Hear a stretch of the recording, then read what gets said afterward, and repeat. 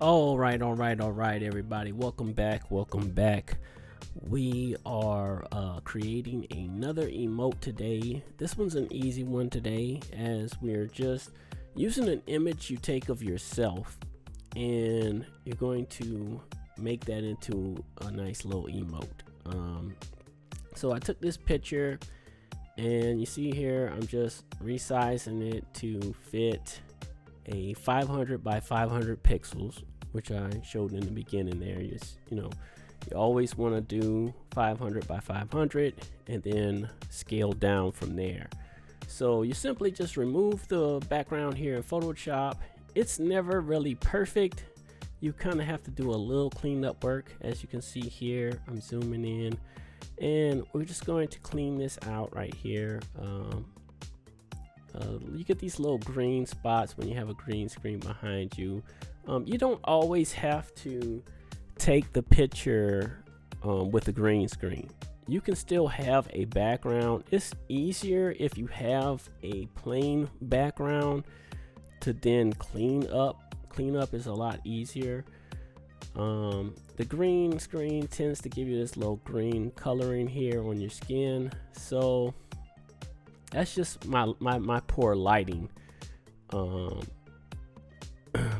Usually if you have better lighting, you won't get this much I guess wash over or whatever they call it. But you can clean it up, get rid of some of it. And you see, it's going to be so small that people aren't really going to see it. So I really wouldn't be so concerned about the amount of green, but any big chunks that you need to kind of remove out, I would say just go ahead and try to remove them out with the tool there. And once you get it to like this, you can simply save the emote 112 by 112, and you want to export that as an emote, title it. I had did one before, but I actually needed to fix it, so I just saved over that one. And we're gonna move this into Illustrator, so we can do like an Illustrator version. I was looking to see if they had an option where you can kind of make it cartoony, or like a three kind of or fewer colored palette to make it look a little like it was either painted or something like that. But I know they have it in Illustrator, so I just moved it into Illustrator, and you simply resize. I held shift, and that's what kept the formatting there instead of stretching it. Once you get it to where you want it, I just duplicated it because I'm gonna have one that's gonna have color and one that's gonna be like a limited color.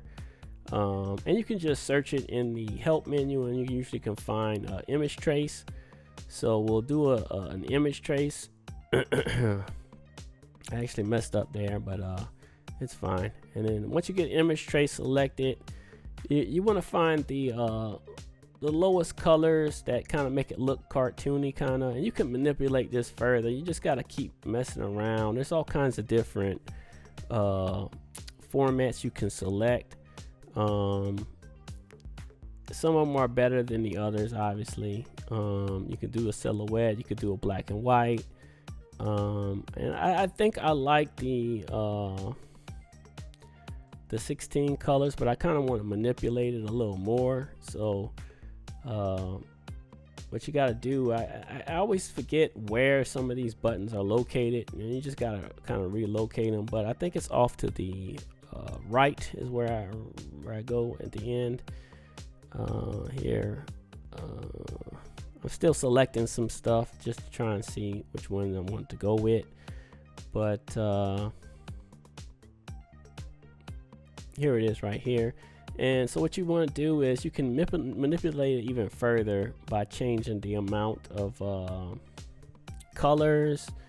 You can also mess with these little scales here to kind of make it look a little bit more cartoony. And there's other filters you can also add in. You can obviously add more colors. I was trying to go for like a limited color palette, and just have it kind of like look like it was kind of like painted almost. And a lot of these details, like I said, always are lost when you actually save it 112 by 112. So you just need something that's kind of close to what you want, and it'll be fine. But you can always keep tweaking stuff and keep messing with it until you get it, how you want it. And this is like the easiest way to get like 2 emotes. You can have one that's like a painterly style, and then one that's actually like your actual picture. And you could do obviously more. You can do more poses, and I like this pose because it's the classic Bob Ross pose, and I wanted to have my own version of that for my stream. So we did the classic Bob Ross pose, and then we got our 2 emotes here. And as I just keep tweaking it and playing around with it, I don't really get any further than that. I can always come back and edit it even further, and maybe add more filters and other stuff to it if you want. But at the end of the day, I like how this turned out. And these emotes should be up either today or tomorrow. I'm actually I actually loaded them to Twitch already. But the approval process is takes like maybe a day or two. I think I don't know if it's 24 hours or like 72 hours, something like that. I always remove the white part, so, and then that way you don't have that background. And then you just resize it to fit this square, which is 500 by 500.